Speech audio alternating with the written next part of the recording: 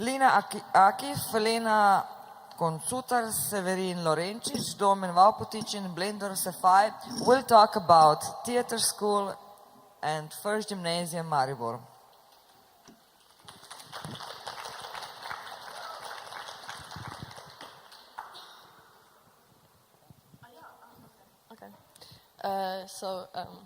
Hello. I have a historical overview of our theater group, Prva gimnazija Maribor. So I have some facts. Okay, the whole thing started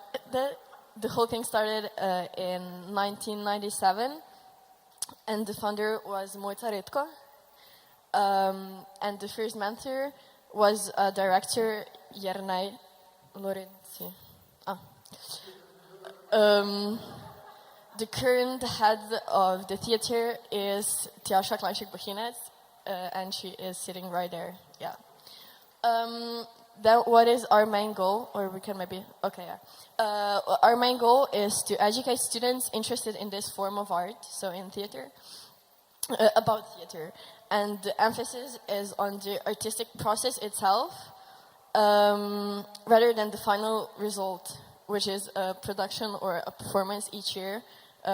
So we have 5 performances each year, one by each year of students.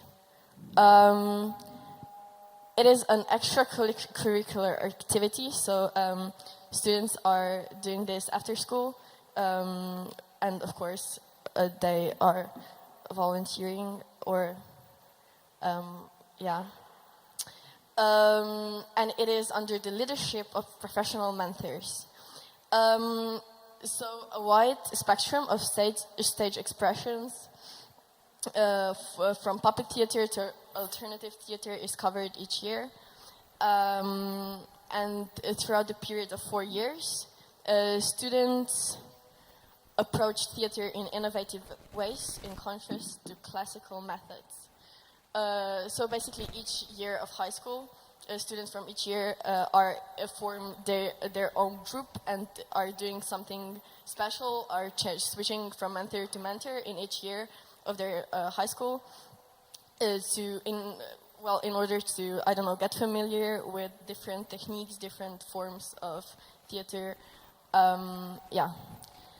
Then, yeah, students get to know all the segments of theater: scenography, light and sound designs, basic directing principles, and dramaturgy.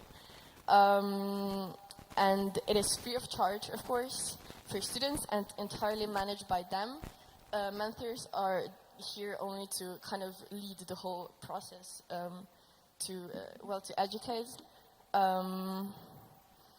And it is, therefore, it is independent.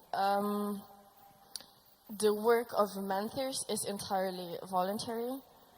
So this will basically also means that they are there because they want to be there. So it is kind of, I don't know, reassuring, I guess, because they obviously are try to achieve some, I don't know, level of greatness, I guess, or whatever. Okay.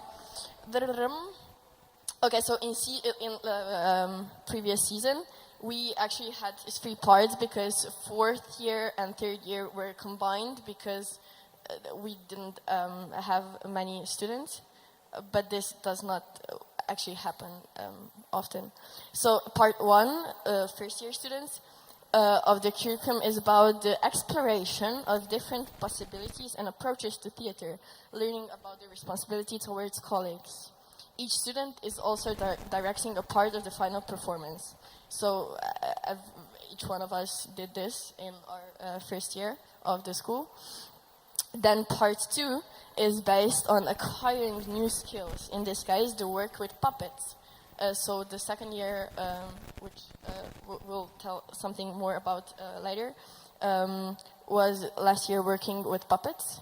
The process is therefore something completely different. An important aspect of it are the basics of puppet animation. The goal is to get familiar with puppet techniques.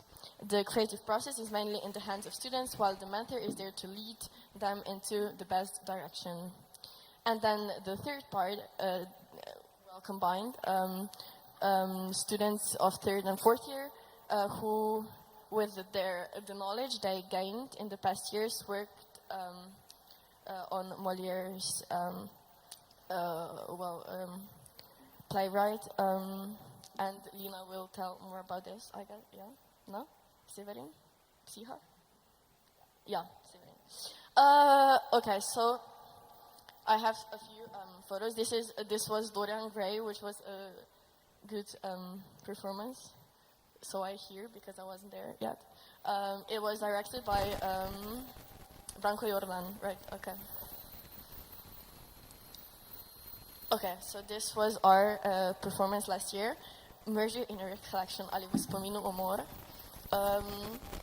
And the director, mentor, was Tin Grabnar, who is in the, I guess, third, maybe, year of academy, now. And I have a few photos, but maybe later I'll just read what I wrote before about that. So, students were designing the whole thing themselves under the leadership of their mentor, so Tin Grabnar. First few weeks, Tin showed us different techniques or approaches to that kind of alternative, modern puppet-like theater. Next step was to come up with a story that would be later presented with different puppet techniques learned earlier. So Tin suggested the main theme, which was murder, and we were trying to come up with something that would, a story that we could present with puppets, but that would, we were thinking about what would be the best story, maybe to, I don't know, deliver a message of some kind. And, well, we guessed the reasons would differ depending on the gender or age of the murderer. So the plan, therefore, was to combine 4 stories of a murder committed by a woman in 4 different stages of her life: as a toddler, teenager, mother-to-be, and as an elderly woman. So this scene is from the beginning. There was this toddler girl who killed her parents. Yeah. And well, also, the stages of life reflect also in the puppets used for each scene. The puppets were big, colorful, stuff-like animals, changing into... Okay, so this is, the first scene. And then changing to a comic book-like style in the teenage years. And because, well, life is perceived like this, I guess, in teenage years. That was the idea of it. And then when our murderer was pregnant, the puppets were more feminine. So this is the scene from that part of the performance. And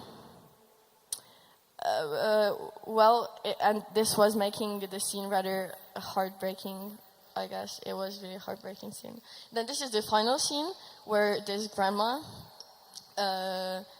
killed her grandson because he was, well, in a vegetative state because he was involved in a car accident. And so I guess it reflects also why somebody at certain in certain part of his life, stage of his life, whatever, would kill. So in the final stage where we had this grandma, it I guess reflects family values because you wouldn't kill somebody for your own, I don't know, benefit, but because you try to make life easier for the loved ones, who they mean a lot to you, I guess. Then, okay, what was written about this play? I'll just read it in our, leaflet. In the play, a group of detectives captures a murderer and sets out on a journey through his memories.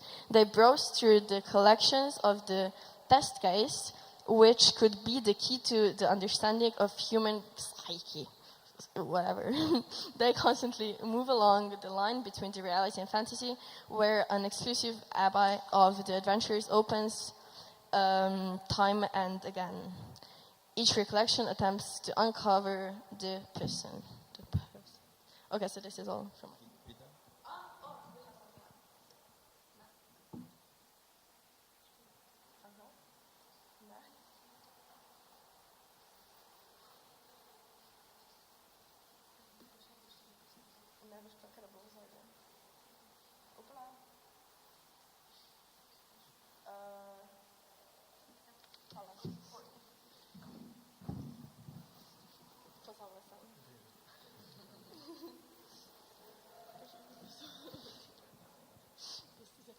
Okay, this is this performance I was talking about.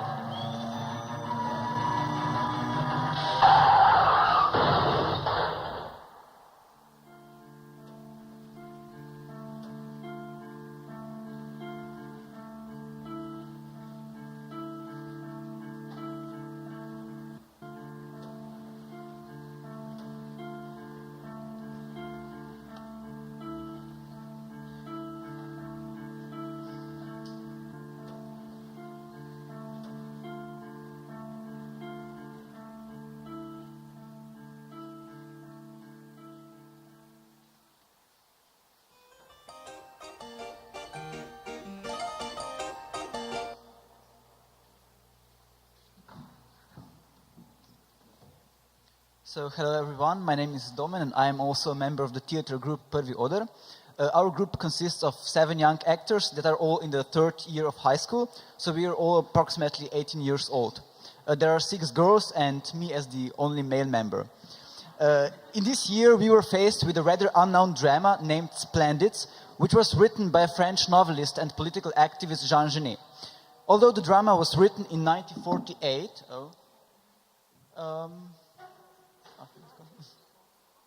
the drama was written in 1948, it was not published until during Genet's lifetime, for he claimed that he destroyed it. However, a surviving copy showed up in 1993 and was soon after that put on the stage for the very first time. Splendids. It's a criminal thriller in 2 acts, which is based on a group of 7 gangsters and a policeman who are trapped in a hotel with no chance to escape because the hotel is surrounded by the police. The gangsters kidnapped a young American girl to be their hostage, but unfortunately one of them accidentally killed her, and now they have nothing left to negotiate with. Luckily, the police is at first unaware of the fact that the girl is already dead, so the gangsters come up with an amazing plan. They dress their boss as the woman and present him as their hostage on the balcony, and then, by fooling the police, they earn themselves another 2 hours to live. But of course, everything does not go according for plan, for there are disagreements and fight inside the gang. All this leads to the final deed, killing their boss, posing as the hostage in front of the police. Doing so, they basically dig their own grave. After that, they just have a few minutes left before the police breaks into the hotel and end all this charade. So the drama focuses on the interpersonal relationships of the gang members and their attitude towards the policeman who tries to integrate in their gang. Through the first act, we can also follow the collapse of leadership in the gang when the boss is deposed and replaced. What is important part of the drama is also the voice of the radio, which represents their connection with the outer world. By listening to the radio presenter, we hear how people outside the hotel hold stereotypes and distorted image of the gangsters. People judge them, but through the drama, we see how very fragile and emotional these gangsters really are. So you can see they really are emotional. In fact, one of the gang members commits suicide because he cannot stand the pressure and the hopelessness of the position. What was the interesting part of putting this work on the stage was the distribution of roles. The drama is written for 8 male roles, but in our group there are 6 girls and 1 boy. So what we did was first we joined 2 gangsters into one, and that we got 7 gangsters. And now the boss of the gang, Johnny, who is then dressed into a woman, was played by the only boy, so me, and the other 6 gangsters were played by my co-actors, which are all girls. By this, we created a special contrast and also removed some kind of a stereotype that gangsters are only men. But what we believe was special in our interpretation of the drama were the musical inserts performed by the actors. So each of us learned to play, okay, so this is the radio. Each of us learned to play one instrument, and at the end we got the whole musical band. So we play 3 different songs, but what was more important than our musical talent was our interpretation of the songs. So by musical inserts, we gave our gangsters some tool to express themselves, to express their emotions, their feelings. So let me just finish. Okay, so here we can see our band: a drummer, a singer, guitar, bass. Let me finish with one of the quotes from from Splendids. So, in your greatest misery, what would you try to become, or what would you try to hide behind? Thank you.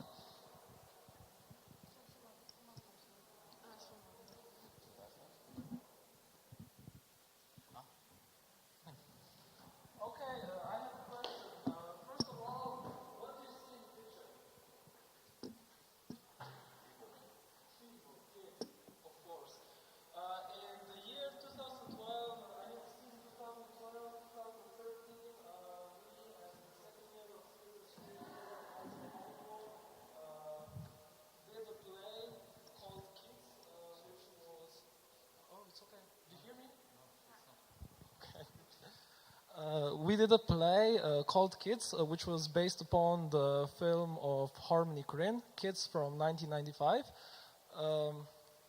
Next slide, please. First of all, the funniest thing was when our mentor, Andrea Kovac, sat us down and said, okay, we're going to do a play called Kids, so I would like all of you to watch the movie. And so we went home, watched the movie, and what do you think our initial reaction was? A bunch of 16-year-olds watching Kids for the first time. We were shocked, we were terrified, because there were a lot of scenes of naked teenagers, drug abuse, violence, and we were just sitting there and wondering, how are we going to pull this off? Next slide. After a lot of discussion and a lot of thinking how to perform this play, how to show all these scenes in a in a friendly way, you know, so if my mother comes to watch me play, doesn't thinks that I'm really having sex on the stage or doing drugs.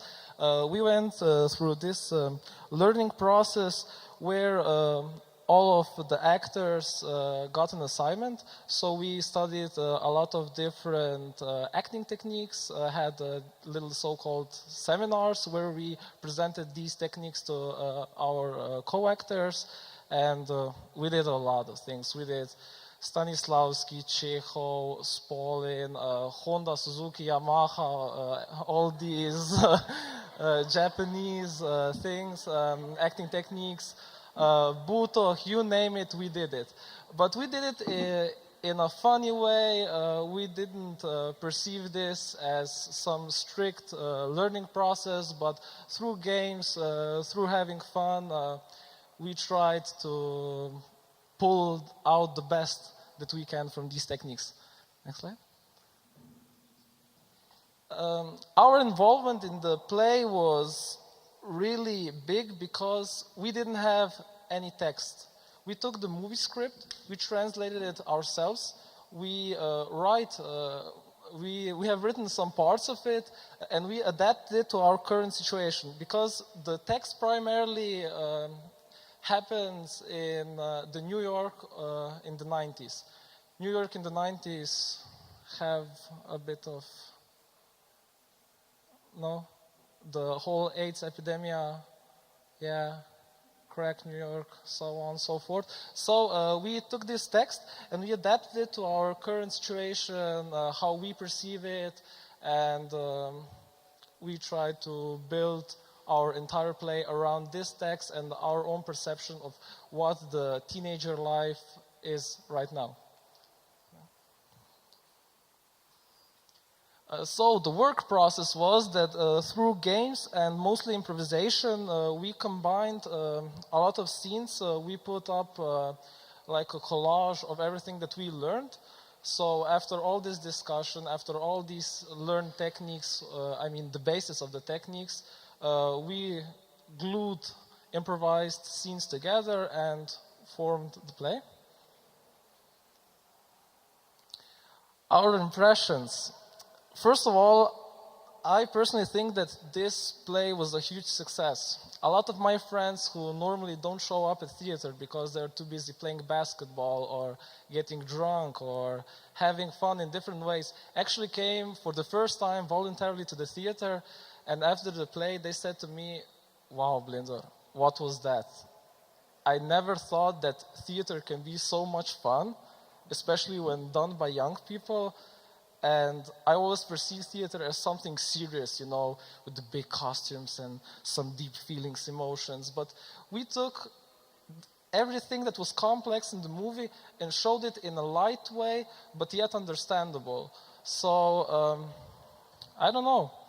I guess that we nailed it." Okay, thank you. So my name is Severin. I'm going to be short because we're running out of time. So I was in the season 2011 and 2012. So I worked on the show Maribor, which was a performance show. We used different techniques, but the main weapon was performance. So each actor had his own performance. Deva Rebaniak had party going, and her motto was, "We party because we celebrate life." And she started off by being sad and how she would be a normal person if she just went to school and then home and did nothing. And so partying is a celebration of life. That was her point. Okay, next slide, please. Then Nina Tsigale had the motto, we know of a different kind of love, friendship. She told how everybody is connected and how we have to work together. Well, such optimistic thoughts. And she also painted a picture of her best friend, as you see there's a canvas. Next slide, please. Okay, Lina had the subject of family. Her motto was, "Without family, I simply wouldn't exist." And so she talked about family. She made up a story. Oh, everyone, each of us made their performance in a way that they talked in a metaphysical way of sorts at first about a subject, but then they went into a personal level and talked about what family means for them and had AIDS and so on. Okay, next slide. Next slide. Okay, so that was me. I had politics, and my motto was, "My life is beautiful, although I am facing horrible social and political circumstances." Okay, so I came on stage. I wrote a bunch of questions, what I wanted to ask the people that live in Maribor and so on. And so I glued a bunch of things to my body, and then I pulled it off. Next slide, please. And I was kind of naked. Almost. Well, I had underpants on because you have to censor yourself once you're in a school play. That's why I have written on my shorts, "I hate censorship." Okay. So that's the point. It was, so Roman had, I almost forgot, he had art, and art is something into which the artist puts his soul into. And he talked about art and what means, like, how it can be artful in every aspect of life and how everybody is an artist. Yeah, so next slide. Oh, okay, so that's that. So it was a performance play. Molière, Psyche, that was the last season. Okay, it's a lesser known Molière play that was presented. We played it like a classical play, but with modern touch that because the theme is eternal, there are relationships between lovers, between mother and son, between two friends that want the same girl, and we modernized it by each actor wrote his own monologue, and then he performed the monologue that commented on the play and the things that are going on. Okay, next slide. Next slide. Okay, that's next slide. Those were sisters. That's us still being the lovers and the object of our love. That's a monologue. Oh, he modernized it by introducing rap into his monologue, so he rapped through it. Next slide. She also sang. She sang "Love Is in the Air." She talked how she hates her sister. And I think that's it. Is there anything else? Okay. Okay, hi. Oh, yeah. Okay, I've put together a collage here. Well, I should point out that Prvi Oder is a school, and therefore they're really trying to give us the whole experience of theater.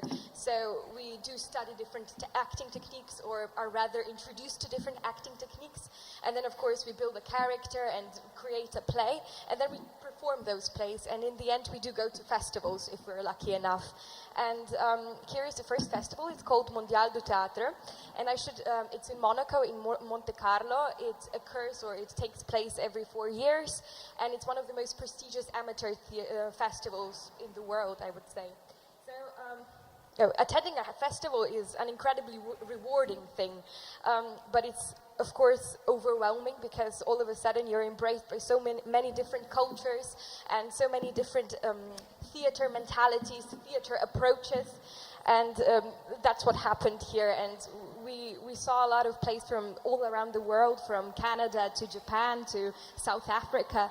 And I should point out as well that since we are a school, we do have to learn things at those festivals, and therefore we attend workshops. Here are two pictures of workshops. I hope you're overwhelmed by this collage as we were overwhelmed by the festival. So at the top you can see those two pictures from the workshop. Because of the language barrier, those workshops tend to be a bit more focused on the physical things. So we learned the basics of pantomime. We also learned that you don't have to use words to portray a story. You can just portray it by using your body. So that's it. And of course there's critics clubs. The day after your performance, the general public, or even the critics and the judges, if it's a competition, do tend to tell you their thoughts about your play, which is an incredible learning experience, because you learn what comes across great or not so great, what's good or bad, what you can improve. And as far as other plays that we saw there was a wonderful, colorful palette of different plays. So some of them were very classical. For instance, Bangladesh did a Molière play, and then of course we have some that were criticizing society. For instance, Morocco did a play about a woman that was raped and had a child, and because of that, society exiled her. And then of course Italy did a very special play that they turned an innocent Pinocchio play into a very political play that was criticizing Berlusconi. In the end, they were even protesting, and that was very interesting. Of course, I should point out that this is a picture of the Shakespeare's *Midsummer's Night Dream*. That was the play that we showcased there. I should point out that we're usually the youngest at these festivals, because there isn't any festivals at all for high school students. So this was basically an adult festival. Yes, that's it. And the next festival I attended, there's another picture.